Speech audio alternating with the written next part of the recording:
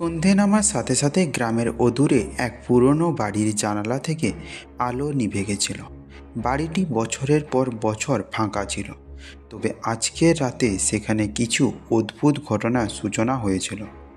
গ্রামের মানুষদের মাঝে মধ্যে কথাটি ছড়িয়ে পড়েছিল যে বাড়িতে কোনো এক অতৃপ্ত আত্মা বাস করে। শীতল হাওয়া বয়ে যাচ্ছিল, আর গ্রামের লোকেরা জানতেন যে আজ রাত 12টার সময় কোনো এক অদৃশ্য শক্তি সেই বাড়ির জানালা দিয়ে বাইরে তাকাতে আসে। কেউ সাহস পেত না সেই বাড়ির দিকে যেতে, কারণ মাঝে মাঝে সেখানে হালকা কোলাহল শোনা যেত, যেন কেউ গলায় কষ্ট দম নিচ্ছে। একদিন শিমুল নামে এক তরুণ, যিনি নতুন গ্রামে এসেছেন, তার কৌতূহল বাড়িয়ে তোলে সেই পুরনো বাড়ির ব্যাপারে। সে শোনে গল্পগুলি, কিন্তু সে বিশ্বাস করতে পারে না। একদিন রাত 12টার সময় শিমুল ঠিক করে সে বাড়ির দিকে যাবে। সে বিশ্বাস করত এটি শুধুমাত্র একটি ভুল বা লোকগাথা। সে অন্ধকার রাতের মধ্যে বাড়ির দিকে এগিয়ে গেল। বাড়ির দরজা খোলামেলা ছিল। শিমুল ভিতরে ঢুকল। বাড়ির ভিতরে প্রবাহিত ছিল ঠান্ডা বাতাস। একটু এগিয়ে যাওয়ার পর হঠাৎ করে একটি অজানা আওয়াজ শুনতে পেল। এটা যেন গলার শব্দ ছিল।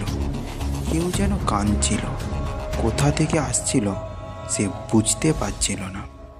শিমুল ততক্ষণে আতঙ্কিত হয়ে পড়েছিল, কিন্তু তার মধ্যে এক অদ্ভুত আকর্ষণ ছিল।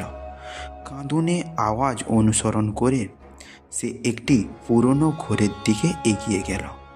ঘরের মধ্যে প্রবেশ করার সাথে সাথে সে দেখতে পেল একটি বড় আয়না। আয়নার মধ্যে সে তার নিজেকে দেখছিল, কিন্তু তার পিছনে অন্ধকারে কেউ ছিল, একটি অপার্থিব ছায়ামূর্তি। শিমুল ঘাবড়ে পিছন ফিরল, কিন্তু কিছুতেই দেখতে পেল না। আয়নার দিকে আবার ফিরে দেখল ছায়ামূর্তি এবার আর তার পিছনে নয়, একদম এসে দাঁড়িয়েছে তার সামনে। একটি ভয়ঙ্কর হাসি ভেসে উঠল, আর শিমুল অনুভব করল যে সেই হাসি তার নিজের মধ্য থেকে যেন বের হয়ে আসছে। সে বুঝতে পারল এটি শুধুমাত্র একটি প্রেতাত্মা নয়, বরং তার নিজের অতীতের কষ্টের এক জ্বলন্ত আগুন। শিমুলের হৃৎপিণ্ড দ্রুত কেঁপে উঠছিল। সে পিছিয়ে যেতে চাইল, কিন্তু তখনই ঘরটা অন্ধকার হয়ে গেল। সামনে আর কিছু ছিল না, কেবল কালো অন্ধকার এবং সেই হাসি। শেষ মুহূর্তে সে চিৎকার করতে চাইল, কিন্তু কণ্ঠ বের হলো না। রাতের শেষে পরদিন সকালে গ্রামবাসীরা বাড়ির কাছে গিয়ে দেখল যে দরজা খোলা, কিন্তু শিমুলের আর কোনো চিহ্ন মাত্র নেই। এমনকি বাড়ির মধ্যে একটিও প্রাণী নেই, শুধু অদৃশ্য আভাস এবং শোকে পরিপূর্ণ এক শীতল বাতাস বইছে।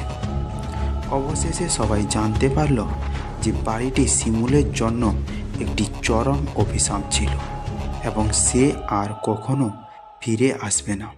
তবে গ্রামের লোকেরা এখনও শোনে সেই ভয়ঙ্কর হাসির শব্দ, যা তাদের মনে করিয়ে দেয় কখনো কখনো অতীতের অন্ধকার আমাদের ধরতে আসে, এবং তখন আর পালানোর কোনো পথ থাকে না আমাদের কাছে।